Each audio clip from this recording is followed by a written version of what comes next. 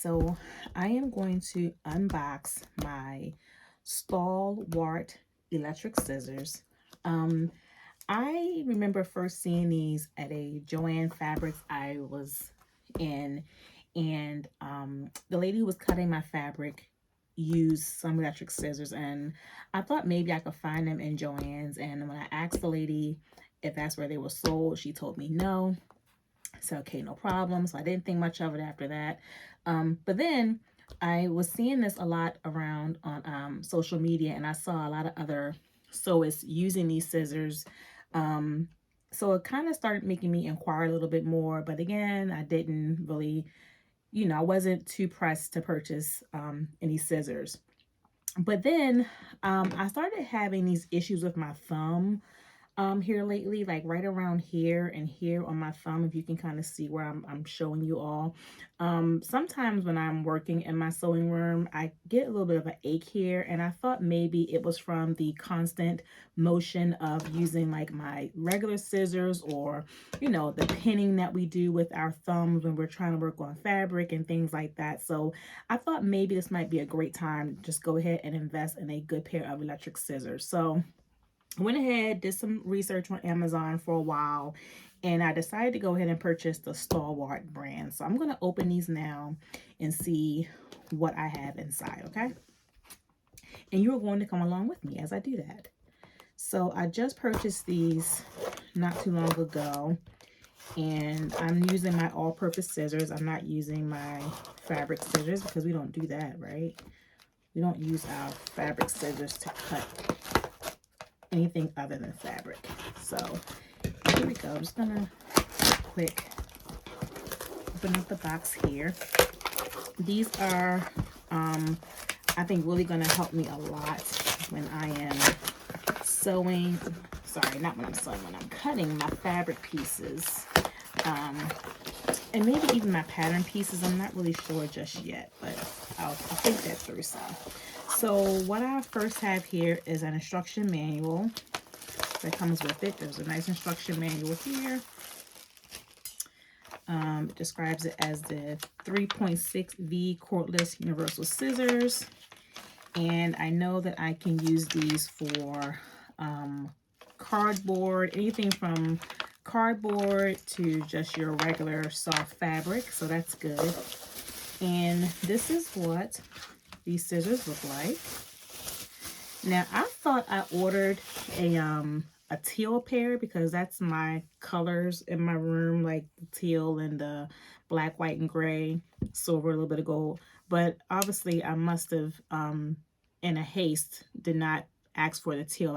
I purchased the pink ones, but that's fine. I'll use the pink ones. I'm not going to return it because of the color. And there is a nice cord here that I would use to charge, right? So although it is an electric pair of scissors, you do have to charge it to make sure that they are ready to work when you're ready to use them. And then in this other box here, this might be the other set of blades. So it comes with one blade already here on the product itself, and then there is another pair of blades in here. So I'm not sure which blade would be the one for cardboard versus the one for paper, or I'm sorry, cardboard versus the one I would use for fabric, but I do have them all here. All the pieces are now here. So I'm going to look at my instruction manual and see what does it say in terms of getting this baby started. So let's see here. It has on here the functional description of the product, which is pretty clear. Scissors for soft material, the button for the changing scissor head. So this button here is what I would press to change the scissor head, this black button here. The safety switch is here. So right now it's in an off position, but if I pick it up, it's on, so it's ready to work. I'll put it back on off for now. The charging socket is on the back side. There's a charging socket there on the back side. A charging light, which looks to be somewhere on the side here. I'm not sure. It's saying charging light. Oh, so right around here, there's a little red dot there. I'm not sure if I'm showing that in the frame, but there's a little red dot, and that little red dot would be the charging light. That, I guess, will let me know when it's fully charged versus when it's not fully charged. And let me see. Oh, okay. So this here is their scissor head for the materials, for hard materials. Okay, so this scissor head right here that has the holes in it, it says, is the one I would use for hard materials. So I would use this for maybe cardstock, cardboard, and things like that. I don't plan to use this as often as I would be using the one that's already on it, which is the one that is the one I would use for fabric. Now it says that the one with the hole is the one that's on here now. And how do I know which one has the hole, which one does not have the hole? They both look pretty identical to me. So I'm not sure which one would be the difference. I don't know which one is different. I don't know how they're different. So I'm going to, that's a little weird, but I'm going to put this one back in the box because I know this is for hard material. I don't plan to use that one as much. But the one that's on here already is for soft material, such as my fabrics. All right, so let me see. It tells me to charge it. Okay, I'll plug this in here. Sorry for all the noise, but let's go ahead and plug this, put this in here. And I'm not sure if this is actually ready for me to use, but that's how I would plug it in. Let me see. Okay. Oh, okay. So it does tell me that the battery pack, let me see. The battery as supplied is not fully charged. Therefore, let the tool charge initially for 7 to 8 hours.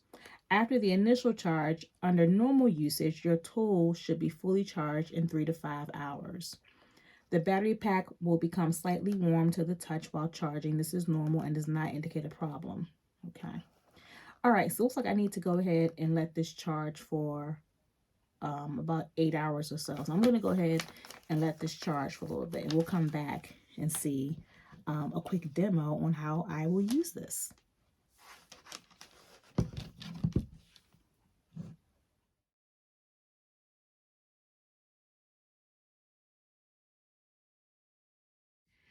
All right, guys, so it's 8 hours later, and I am going to take the little cap off. And what I have done is I went through my scrap fabrics so I can do a quick demo on some fabric here. So right here is just a piece of thin cotton. This was part of a pre-sheared fabric I purchased from Joann Fabric when I visited the one in Myrtle Beach last summer. This here is a piece of fleece that I used to make a cape late last year. And this here, it kind of reminds you of like a denim, but it's really curtain panel. It's a curtain panel. And I use this to make my red pants over the holiday. So I am going to take each of these and do a quick demo and show you all how this will cut. So right now it's turned off. I'm going to go ahead and power it on, which I believe was this switch here. I think that was the right switch to power it on. Oh, okay. All right, so underneath it is this little button. This button here is what I'm going to use to actually cut the fabric. So I'm going to take it off of this table, off of this plate here. I'm just going to lie it here and then show you guys how this cuts. Try to keep this in frame. So this is the cotton, really soft, really thin.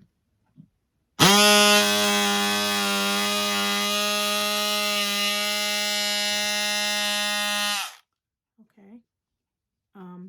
It's actually very loud if you couldn't tell, but this is the cut line for the thin fabric. It is pretty loud, so I need to keep that in mind. And then this would be for the curtain panel, which is like the weight and texture reminds you very much of like denim. So we're just gonna go ahead and see how this cuts with the denim. Okay,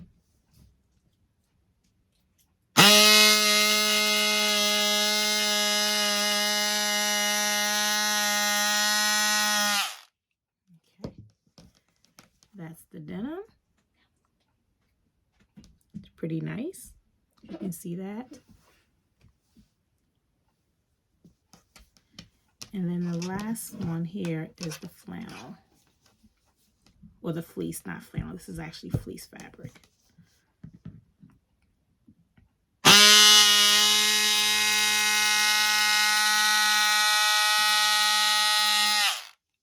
Okay. So it does a really great job cutting straight lines, which I really do love.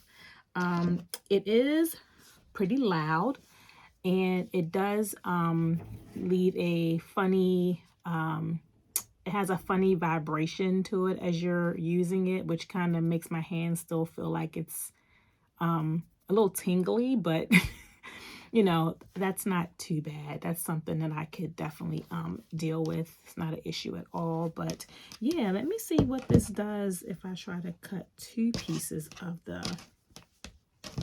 this fleece. Let's just see what that does.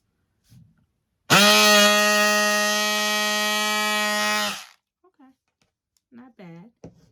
So that's a clean cut on 2 pieces of flannel.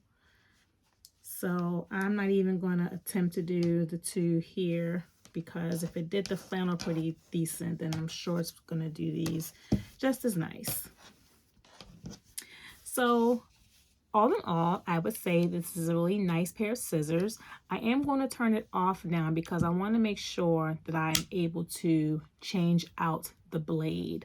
If I remember correctly, I think I just pushed this button here. Oh yeah, okay. So I just push this button in and the blade comes off. And to put it back on, I just slide it on.